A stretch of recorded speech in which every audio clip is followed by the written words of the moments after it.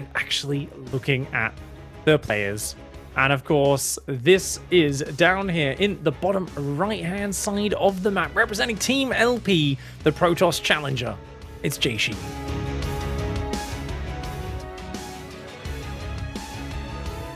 And in the top left, holding this region in his grasp for years now, and he won't let it go. This is Kaizi Gaming's time.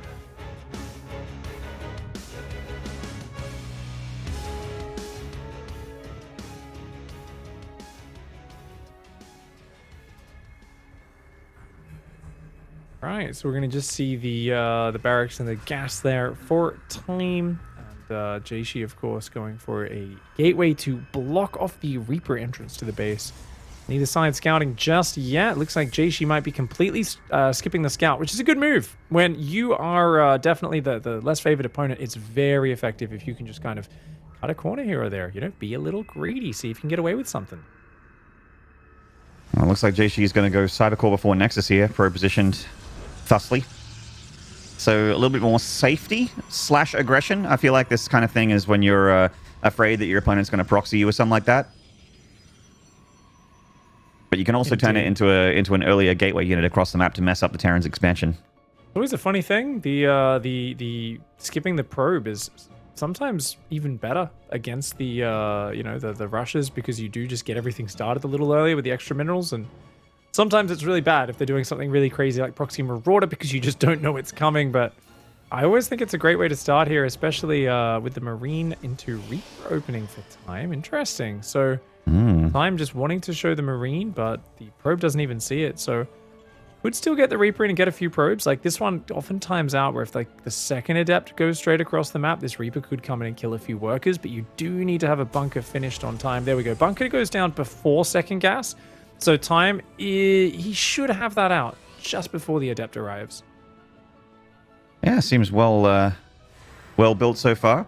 As the Nexus is about to finish here for Jieshi. It is interesting to see that Reaper a little bit later. Probably, something that's a little bit of a weird timing for the Protoss, because you just, played 5,000 plus games where the Reaper arrives before the Nexus is done. And now the probes actually have no support here in the natural. See, they ran down there not expecting a single thing. And that Marine has a bunker to hide in. The Adept, of course, doesn't respect the bunker, as she always doesn't.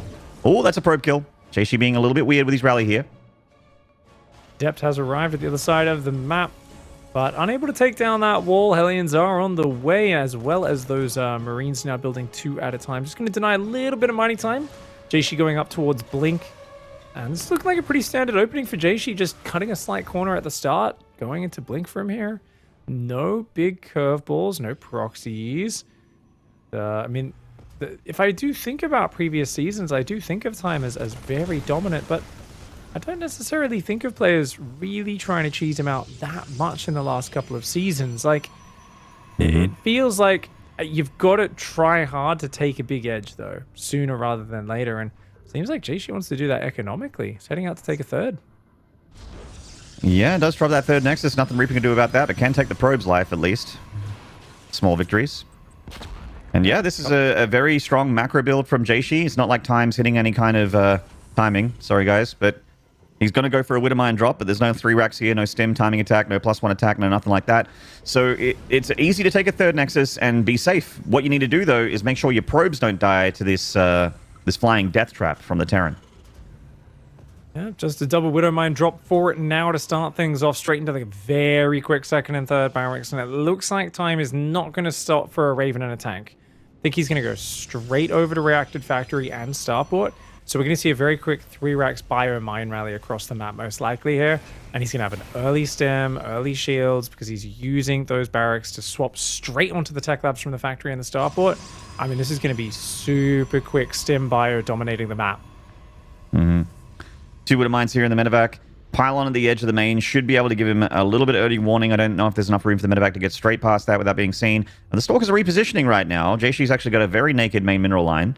Stalkers in between the natural and the main, but a little bit further away from the main where they are. And it is straight into charge here after Blink is done immediately, as soon as Blink is done for Jieshi. And he's just sitting on 3 gases, so this looks like that gateway-heavy style that, Zest has popularized. We've got the Forge now on the way for Jieshi as well. So it looks like a single Forge style. going to come up, and I really just look at kind of the timing for those upgrades finishing, because that is such a deadly moment. And yeah, it's reactor on the factory as well. It's, oh, this is going to be heavy pressure coming out now. You're Jieshi here, or a Jieshi fan. I think you want him to stop at just about 60 probes at most, and pump out just a lot of Stalkers and Zealots, and try to really get on top. And a lot of it comes down to the first fight. So, you know, you kind of want time to overextend into the Zealots, get surrounded a little bit, take a bit too much damage. F2? I think time F2'd. Medevac's coming home, mate. That's how every one of my Liberators dies in this matchup. That's why you siege it in the middle of nowhere for F2 for F2 insurance. Oh, I gotta do that more. Undefended, undefended. It turns into a weird angle that Jieshi is not reacting to very quickly. A probe split, okay at the top mine, but the bottom one connects with 5 probes. Damn, wow. That's all right, you know, because the mines are alive, so's the medevac. The Stalkers are out of position, so 6 probes and not paying anything for it. Brilliant there for time. Because now cannons go up, and look, the army's already coming across here. Third CC goes down behind this. This is already stimmed. Bio on the front. There are some sentries here with force fields available, but time is already working those little edges. Yeah, +1 kicking in. Combat shields is not quite there. Thankfully, the observer sees everything for Jieshi. Very useful. +1 finishes. Immortals here. Obviously, that's going to be fantastic against the Marauders. It feels like another line of charge lots needs to come out here for Jieshi. He's got one annoying that third base there for the Terran. Oh, the Widowmine stacked up probes. Time got so lucky there. Or rather, Jieshi got lucky. Time got unlucky. The Widowmines are finally cleaned up, but they've already done more than enough damage. Time says, hey, cool, we're on equal workers. Hey, and also, check it out. There's a Warp Prism right there. Yeah, I'll kill that. No worries. Yeah, absolutely. Oh, everything's going well for time. And Jieshi are trying to play an economic build, and this is really standard StarCraft play from Jieshi. Is just trying to go toe-to-toe in a macro game. Says, your muscles are big, my muscles are bigger. Time says no. You just, no, dude. Mate, you got to surprise me. You got to throw dirt in my eyes. You got to kick me in the crotch. You got to do something dirty here. You can't just be fighting me in a straight-up arm wrestling match. There have been multiple times where I've had enough adult beverages to think that I could probably do okay in at least one round against Georges St. Pierre, but when I'm sober, I know that that's definitely not the case, and Jieshi trying to go toe-to-toe with this monster. Maybe biting off more than he can chew here. Yep. Oh man, there's no battery out at this base. Cannon's a little bit of support. Yeah, this is just, you've lost too many probes. He spent so many minerals trying to rebuild his economy to catch back up there. The Immortals can do a lot, but they're not actually hitting Marauders right now. Those Immortals need to be hitting Marauders. And actually the mines stack on that one Immortal, just erasing its health bar. Third one arrives here, but way late to the party as all of its friends are gone. So, hey, man, when's the party? And the party ended 3 hours ago, mate. GG. Time wins game 1. And this is a best of 5, by the way. It said best of 3 there, but it is a best of 5. That's so we got more lives ahead of us. Jieshi at least 2 more lives in the bank, but Time taking a, you know, that looked like a really easy win for him there. Like, he didn't do anything special. It's not like there was crazy micro tricks or he was like multitasking his eyes out. It was just Widowmine drop into +1 push, and the +1 push did some pretty insane damage, as did the Widowmines, to be honest. Yeah, I think you could argue if that doesn't work, hey, this is too simple of a build. Jieshi's clearly good enough. But what it is, it's a build that you've got to play very tight against. It gives Time momentum. It gives him the ability to pressure. He got a couple of probes early just with the Reaper and Hellion. And I do mean just a couple, just 2. But even that, just keeping them alive, then the Widowmines do just start to add up little by little. And I look at this and I go, okay, you're building Immortals, you know, yeah, you're only going single forge, which is kind of nice, but Sentry, Immortal, Blink, Charge, the rebase is really quick. Trying to go Robo Bay, trying to go +2. It felt to me like Jieshi was trying to do a little bit too much at once. And I think my favorite part of this game, off the strategic analysis there, is I'm being reminded about how cool the Terran bio death sounds are on the Chinese client. Yes. That is awesome.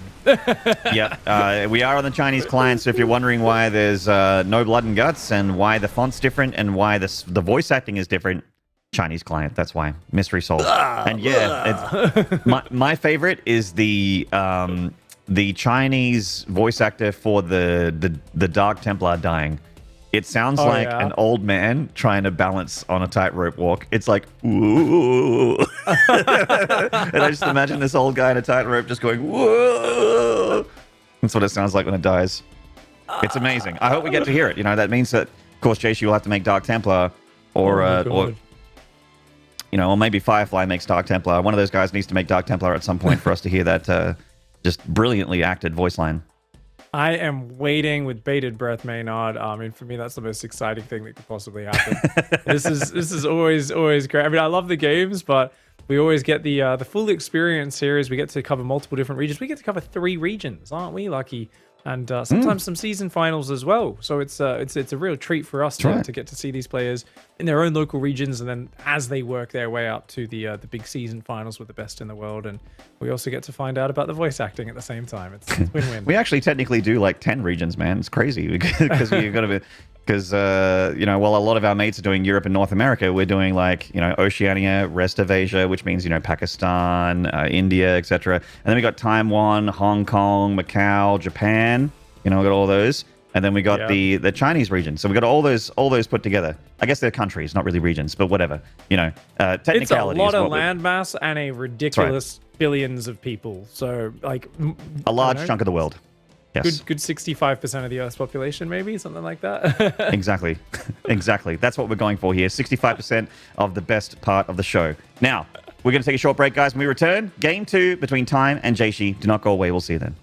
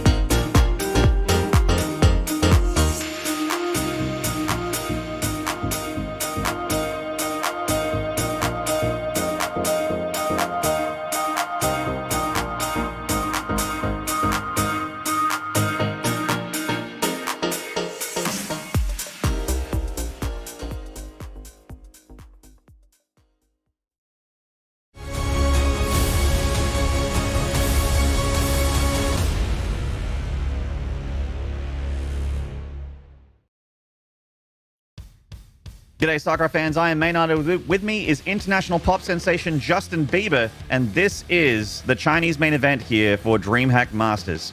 Now, we got a map down in the series so far, our first best of 5 for the evening. It is time currently 1-0 up on Jieshi and Justin. How are you feeling about Game 2 coming up here? Well, I think right now we need some believers to actually believe, because honestly, I mean, right now Jieshi's in trouble and we need people to have faith. So I think it's a rough start to the series, and you know, you've just got to kind of trust there in your boy to bring those Protoss tunes. So do you believe, Maynard? Are you a believer? I'm a believer, man. Where were you now when I need you? We're going to get the countdown now for Game 2. It's about to start. From memory, we're heading to Oxide, if I'm not mistaken. That'd be cool. It's one of those maps where the Terran likes to hang out and defend, usually. You know, time that usually isn't the one to get too aggressive on this map. He likes to just go the 3-base triangular pattern, throw out medevacs, maybe a Hellion play. He is one to, as every Terran is deep down, every macro Terran that thinks that they're an honorable, I macro every game Terran, will at some point put a starport on the map to load up with Hellions. It's just a rite of passage. Good way of countering the Protoss when they get too cheeky. But cheeky is exactly what I want to see out of this man. In the top right, representing Team LP, it's Jieshi.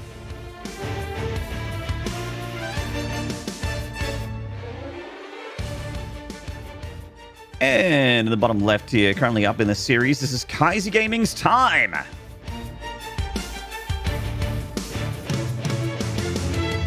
Time is on your side.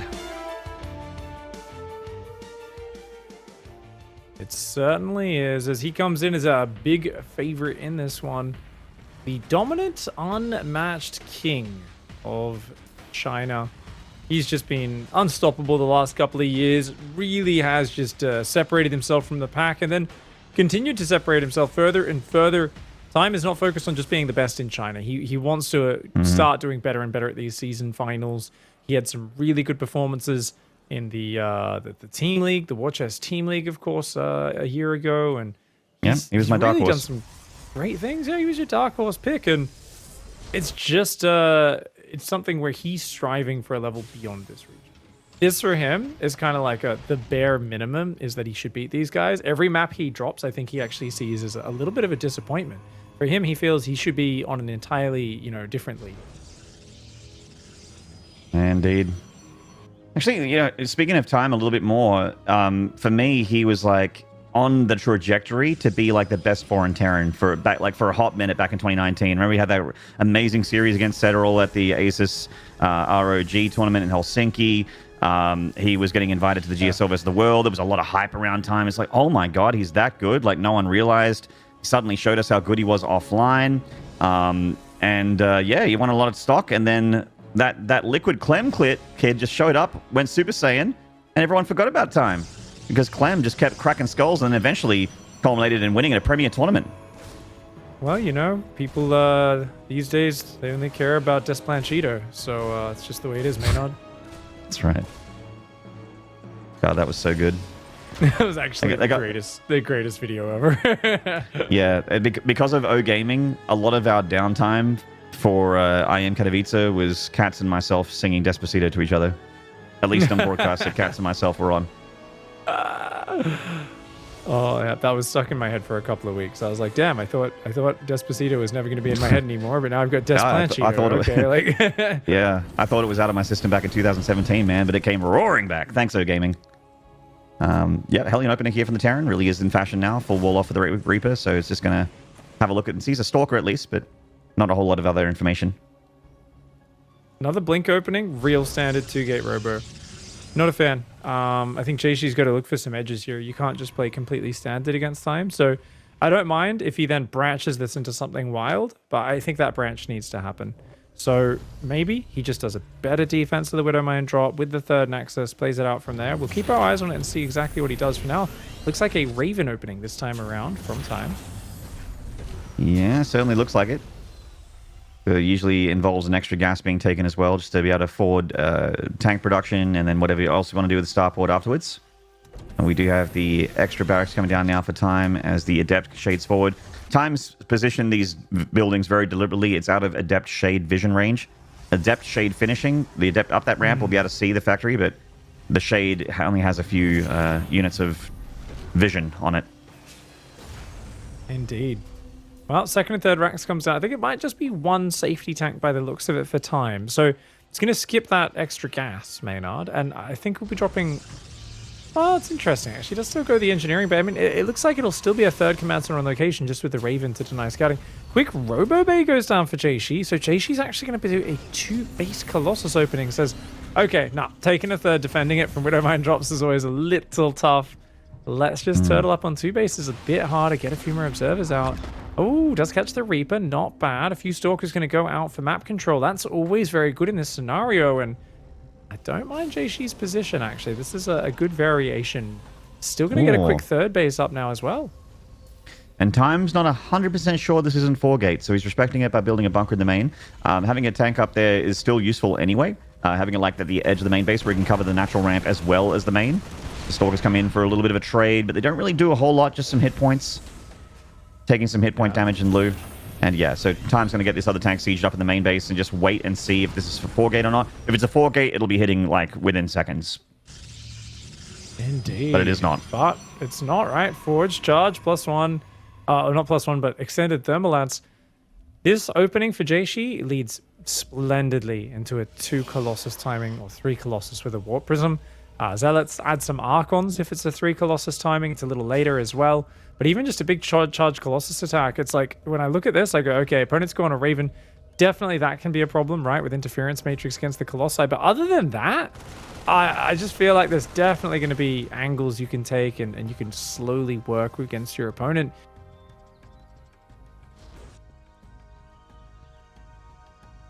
I think I lost you there, Pig. It got Pig robotic again.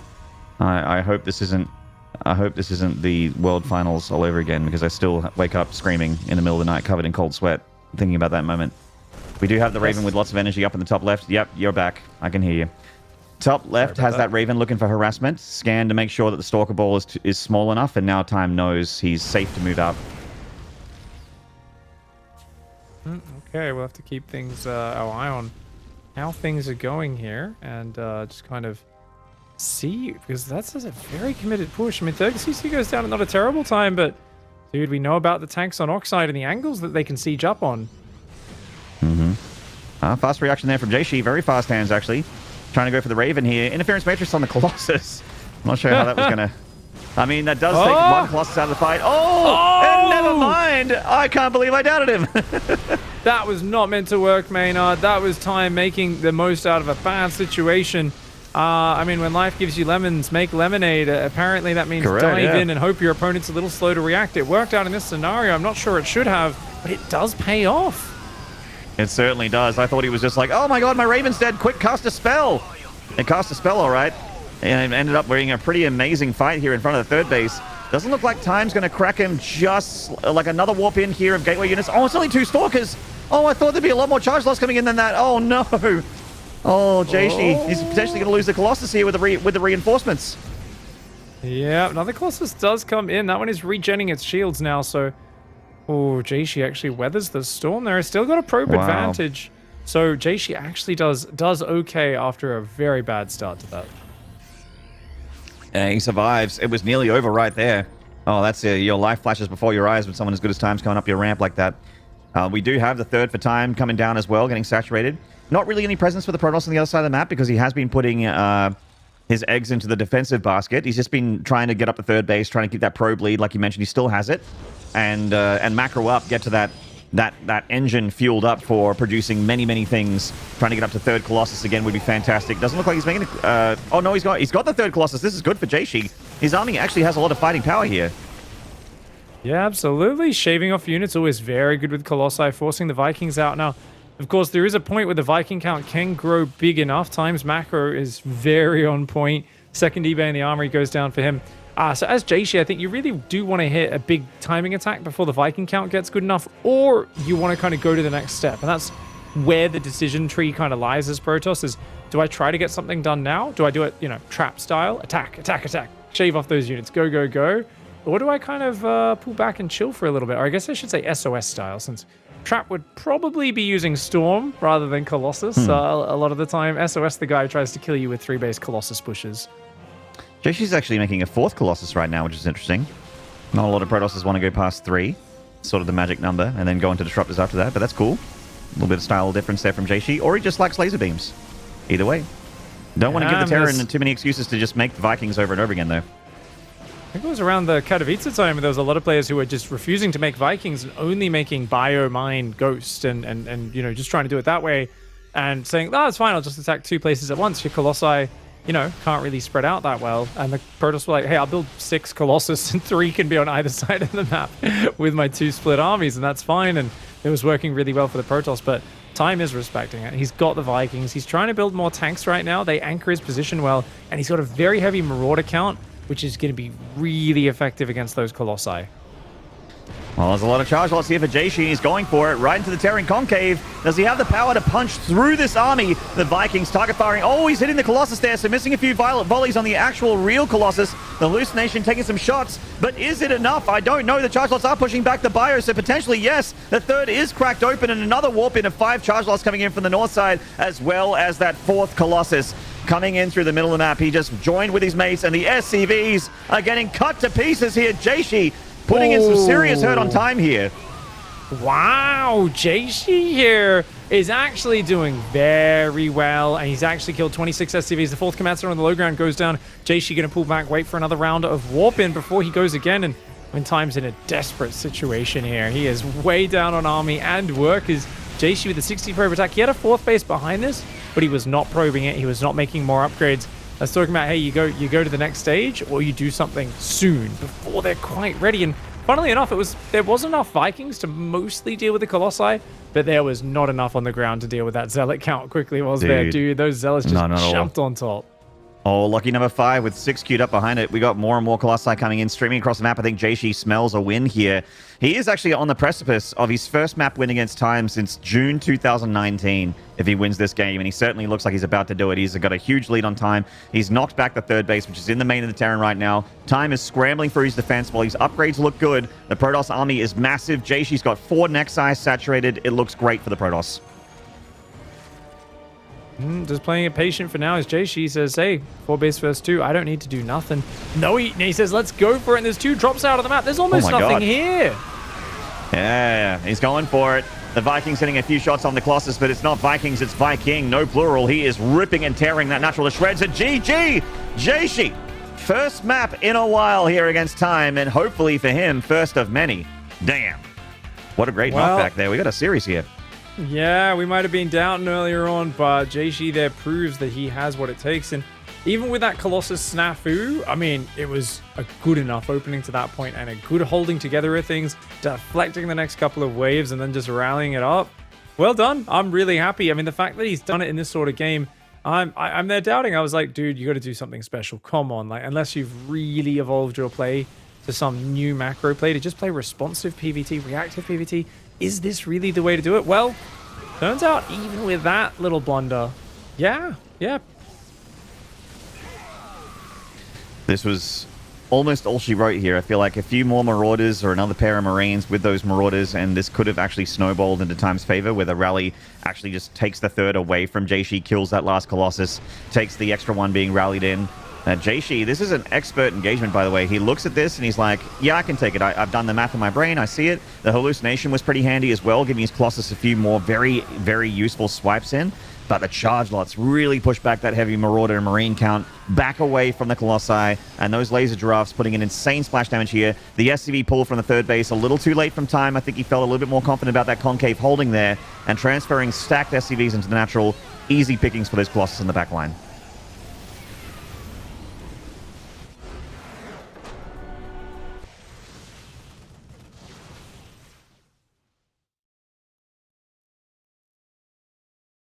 They certainly did. I hope that the internet can hear you, Pig. I haven't got you on the vMix at the moment. It's just me. I mean, hi, chat. Good to see you. Pig's face is reconnecting, so we'll have him back in a second here. There he is. Look at that. The broadcast has just been enhanced by 400%. Welcome back. There we go. Yeah, apparently that disconnected. There we go. Well, yeah, great little turn of events there, though, to see this. And suddenly now, you know, we can't be hating anymore and playing macro games, can we, Maynard? No, just go for the two gate blink. Robo apparently is very solid with this. And I do wonder if, you know, it's going to actually be Time who kind of has a bit more pressure on him to go away from these very standard 3 racks openings he's been doing. Like, this has been basically very vanilla play. I'm pretty sure both of the builds that we've seen from Time so far, you can find on Uthermal's YouTube. I actually think that a lot of the builds you can find from Time at the moment, you could probably find on like Spawning Tool from 2020, like early stages. These builds are definitely a little ho-hum, a little vanilla, very normal. They're Babby's first TVPs in a lot of ways, like very easy to teach, very strong timings. You know, the medevac will give you scouting information as well as probe damage if you can do a Widowmine drop and then you transition out of that. You got your Tech Lab Barracks switching over with the Raven. It's like the most stock standard ho-hum stuff from Terran. Yeah. But I do think that Time, the reason why he's doing that is because he generally outplays people in this region. But I do agree, needs to respect Jieshi here, especially after that last game. He's not invincible, certainly not. Well, let's go into Jaganatha. And this guy is surprising us by already evening up the series and effectively making it a best of 3. In the bottom left, in the red representing Team LP, it's Jieshi.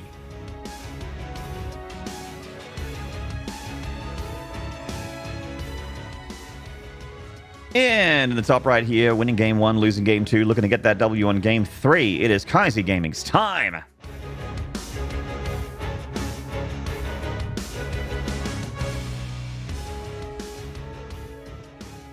Oh, look at that. We were just saying, don't be Mr. Regular.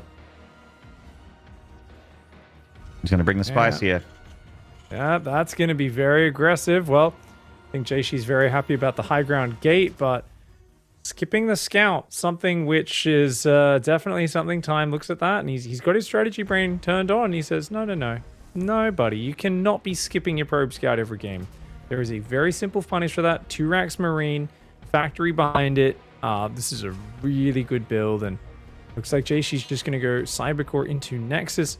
Now, if Jieshi does spot this a little early, could still be okay, but if you don't see it until they walk in with the Marines and start putting bunkers in your natural, it's so hard to defend this Nexus.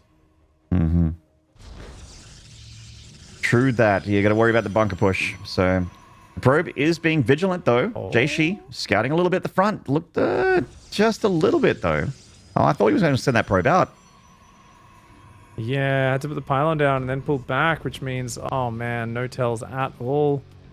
And first sign of it is here. Uh-oh. Zealot, nope. Cybercore's already done. Probably going to go straight for a Stalker, I would imagine. But this means you need more pylons right now, Jieshi. You got to rebuild that pylon. Oh, he's going to pull probes. He's just going to try and fight it. Okay. He's going to man mode this. The probe's in a bit of a centipede. But look at that. Okay, 1 probe pulls off to work on it. But I don't think this is enough probes, Maynard. Those Marines microing so well by Time. They really are. He's finding a lot of probe damage here. And I think that Jieshi maybe got a little too crazy with his probe pull. Because that bunker's finished, Pig. And now Marines are getting in it. I mean, or not crazy enough. Maybe needed to pull an extra 4 or 5 probes. If you're going to go for it, you cannot let that bunker go up. Now that the bunker's up, oh, look, he's trying to take down the SCVs. He says, oh, stop it repairing at least. But no. There's no way. Oh, he's going to cut the Marines off. Wow. Okay, that's ambitious. With just 1 Stalker and 4 probes. You know what? I guess the probes do add some tankiness. Those Marines are going to, of course, be able to get on top of the Stalker. The other Marines come back to rescue the barracks, though. Yeah, and there's a 4th Marine about to pop out, which is going to join these 3 on the left, so that Stalker might be toast. Oh, he's got to find a new angle. Yeah, he's just realized that he's outnumbered and outgunned here. So the bunker gets evacuated, but it's done its job. It's cancelled the natural of Jieshi. After being so close to done, this is very uncomfortable for the Protoss. And Terran, behind this, getting up a factory and expansion in a second here as well. Factory does finish there, so he's going to be getting those tech units out, as mentioned. Starport's already on the way, and yeah, the Marines are still doing damage. Yeah, Marine goes down, but the Stalker's running for their life. Wait, does he not have a shield battery in the main? Oh, no. Oh, no. Just playing way too greedy here, of course. He's so worried about retaking his natural, and so he loses a Stalker and a bunch more probes. Cutting a few too many corners here is Jieshi and Time. Yes, he's lost these Marines, but getting the Stalker, that is such an expensive unit in the early game. We're only 3 minutes in. Stalkers are, oh god, they are 50 gas, 125. Like the 12 Marines going down obviously was expensive for Time, but keep in mind that it wasn't just the 17 probe kills. He also canceled the Nexus. Jieshi Gonna go what seems to be one base all in here, just putting in a bunch of gateway units and try and kill time with a bunch of units early. Oh, wow. The rotation. Yeah. Yeah, I mean, not a bad idea to go all in here. There is not a lot of production. So the Stalker's going to try to come in. He's trying to rebuild probes. I have 12 probes. It's just so little income. It's like, here's my gateway and here's my 4 Stalkers. Wait, sorry, make it 3, make it 2. And SCVs are even fighting with their drills there, giving those Stalkers a big problem. Those Widow Mines going to be able to recharge here slowly. Yeah, they are envisioning the Stalker, but can fire back against any other gateway unit. That Stalker in the top left is actually in trouble of dying to this one Marine. And down it goes. Two Stalkers outrange Widow Mines. Oh, one at the south, just in range, pulled back from the lock-on. Needs the momentum. Needs the momentum. Jieshi says, look, I've got to get the momentum somehow. For the greater good. This is how I'll do it. For the greater good. Yeah. We've got to get in there. We cannot let that command center finish. I'm on 15 probes. Come on. He gets his command center up. We're in trouble. Click it. The SCV was right next to that command center, just chilling. There we go. Click on it. There we go. All right, command center is going to finish. And yeah, with the tank finishing out and the command center finishing, Jieshi realizing he's too far behind to make this win, unfortunately. And time cheesing out the Protoss here with a Marine bunker rush, getting himself a 2-1 lead in the series. Can we even call it cheese, though, when the Protoss doesn't scout 3 games in a row and you, the third time, you know, they get punished for it? It's it would, a calculated risk. A very well-chosen punish, I almost want to call that, right? It's, you know, I think Jieshi there, of course, really said, look, you're going to be way too predictable. I can keep taking advantage of you with this. And Time said, oh, come on. No way, mate. Not 3 times in a row. How dare you cut that corner? You cannot get away with that. And a fantastic way to punish it. And as we said, there's not enough probes. I mean, if there's a bunch more probes, he surrounds them. Even if he loses 10 probes or whatever. Say he's down to like 12 at the end of this. If the bunker's not up and he's stopped it, and he's got a natural, and he can chrono probes on 2 next side with a Stalker or 2 to defend, he's fine. Command center hasn't started. So I do think he needed to pull a few more probes. I also think he should have tried to micro them a bit better. When they first engaged, they were all spread out in a column. You want them to be clumped up a little more, you know? Try to use some mineral walking to stack them up a little bit if you can, and try to phase through those Marines. So, I mean, it's easier said than done, especially when you literally spot it as the bunker starts building in your natural. You've got no time to think. You've just got to instantly pull the right number of probes, commit to it, go for it. Jieshi tried to do it, just a little short. Yeah, just a little short. You know, I like the idea of sticking around and trying to go for the proxy gate and make something coming out of it. You know, obviously, if this was a ladder game, it'd be different. Would have tapped a lot earlier. But you know, when you're in chat and you're saying things like, and you know who you are, where you're like, what? Just leave the game. WTF? Just leave. This is over. GG. It's a tournament with thousands of dollars on the line and a seat in the season finals. Jieshi is going to fight tooth and nail for a win, just like Time did when he was 60 supply down in Game 2. It's going to happen, because these players are literally playing for their lives here in their careers of choice. So, yeah, we do have time on match point as we go into map 4. Pretty excited to see that one. I actually don't recall what map that was. I thought I had the map pool downloaded in my brain, but I don't recall. It's not... Did we already see Lightshade? No, we haven't seen Lightshade yet. It'll be Lightshade then, yeah. It'll be Lightshade, because Romanticide was the last map, right? 2,000 Atmospheres, I think, has already happened. Oh, no. Yeah, we saw Lightshade earlier, so this is 2,000 Atmos then. Yes. Right? Okay. Wow. Because it was my old man brain. Jieshi picked Lightshade Jagger, and it was Oxide and 2,000 Atmos for Time. So yeah, that was it. And Romanticide is the 5th and final potential deciding map. Right. There we go. We have the map pool now. It is finished. I was at least correct about Romanticide being the last map there. I got to take the wins when I can. So. Heck yeah. Looking forward to the next map. You know what? We don't win many ladder games, Maynard. We take the wins where we can get them. So. Yeah, you're telling me, man. You're telling me. Oh man, I was having that conversation with Zeph last night, actually, in some of the downtime about some of our ladder adventures of recent memory. She's trying to learn Terran now. She's playing Terran, and she's transitioned to a Terran from Zerg. Has she learnt what GP is yet? Production, can you remove this co-caster and get me a new one, please? Sorry, guys. I may purposely be saying Maynard's ladder trigger words there from people who use dodgy pauses to win maps in the dirtiest way possible. But yeah. If you're one of those people that pauses in the middle of a fight just to make the other person mess up, then you are actually a scumbag. And I hope that you step on Lego and then you brush your teeth and then drink orange juice All kinds of Very really nasty sleep pain. That's right. That is, And the top is something. That's the level of pain I wish upon those people. They are just the scum of the earth. In the top right here, from Team Lao Power, this is Jieshi. And he's going to answer proxy with Proxy Pig. Oh, man. The way to do it. I wanted to see some more of this. And why not? Here's a map pick down here in the bottom left, going for a gas first opening. It's time. Wow, it's been a hot minute since I saw a gas first in this matchup. Doesn't often pair up with a scout. Engineering bay block is I guess what I've seen a little more sometimes with gas first. I know Beyond was doing that for a little while, I guess a while back now, but interesting to see where this goes. Can get a faster factory and starport with the gas first, of course. All right, so a little bit of early game worker micro there from Time as the probe just moves down a couple SCVs. No damage actually done apart from hit points there. And the SCV going out for a little bit of a look now. Is he going to beeline to the Protoss' main? If so, Jieshi's going to get away with this opener.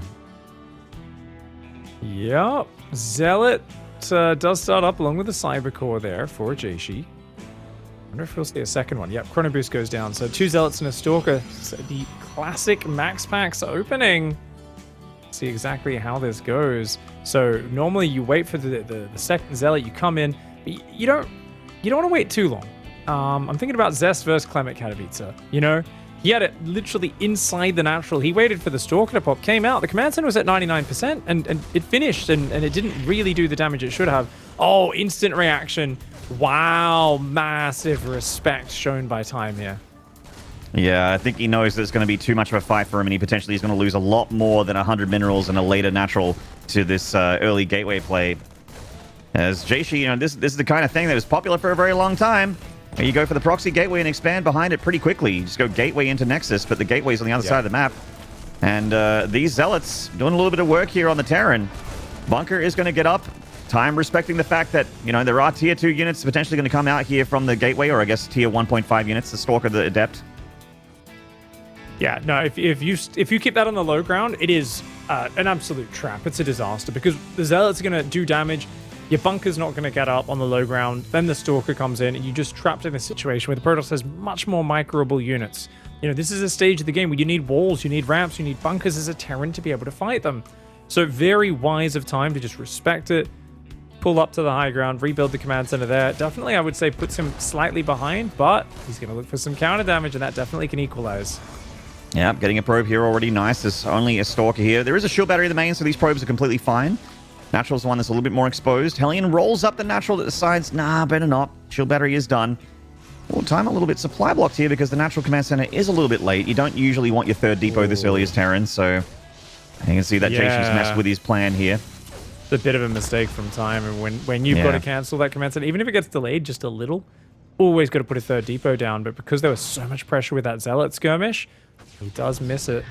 And an uncharacteristic mistake for Time is his Reaper. Oh, my lord! Woo! To the surface! All right. Well, the start here from Time, certainly not ideal at all, to say the least. As the Adept comes down, she's going to pick off that Hellion, which is also great. Adept Shade moving forward to have a look at the Time's infrastructure at the moment, just seeing the timing of the reactor. Not really a whole lot to see otherwise. As the Terran, with that, you basically see with your Adept that your Terran is about to take a natural. That's the information that Jieshi got there, and also a little bit about the army composition. This is actually such a good start for Jieshi. He's going up to 40 workers versus 25 for the Terran. Like, okay, that's big. You got Phoenix out, your Robo's already finishing. You're going up to 4 gases to get Colossus out next as well. I mean, I love this play from Jieshi. I think he's got a very nice position, killing the Reaper and the Hellion, having complete control. His gateway's still up on the front. I mean, this is just excellent mix-up, putting himself in a great position. And, well, Time, he's in trouble in this match. He does have a Cyclone and a Viking to defend Phoenix Harass. He's going to go Raven here, though, which probably the worst possible unit against Phoenix. Yeah, it's a weird choice against Stargate. You know, it's the kind of thing that's obviously good at picking off observers. It's good when you're pushing and up against Colossi. And just pushing in general, the auto turrets can mess up with the gateway units. Would also be a nice little bit of DPS and a little bit more meat shield in the auto turrets. But yeah, they don't have a ton of utility against Phoenixes. They really aren't going to be used for harassment here like they were in Game 2. So yeah. It's just it's still so good for interference matrix, right? Because Colossus are even more important at an army core. Like they're the most central part of the army with Phoenix Colossus. For me, it's just, well, you know, those Phoenix get in range of it for the blink of an eye and it just disappears. It takes so much damage to Phoenix, so you've got to babysit it. And maybe Time pulls it off. Maybe he lands game-winning interference matrices. Definitely will be able to push back some of the observer map vision. So it's not the worst thing in the world. It's just very easy for you to lose it without it achieving anything. And for such an early 200 gas, that you do not want that to happen. Well, one Phoenix is going to go down here. Wouldn't mind softening them up, and the Phoenix, or rather the Viking, finishing off their last Phoenix. So that is a nice pick-off. SCV damage did happen, but not worth the trade for Jieshi. He is up 8 workers, and the third Nexus is about to be finished here. About 90% on that third Nexus build time. So Jieshi macroing up, switching into Colossi. Everything looking pretty hunky-dory here for the Protoss at the moment, who also has the benefit of having that proxy gateway, which you can use to warp in at later if Time doesn't clean that up. Oh, more damage in the main. Phoenix is coming back, but losing another one. A little wasteful here. The defense is too good.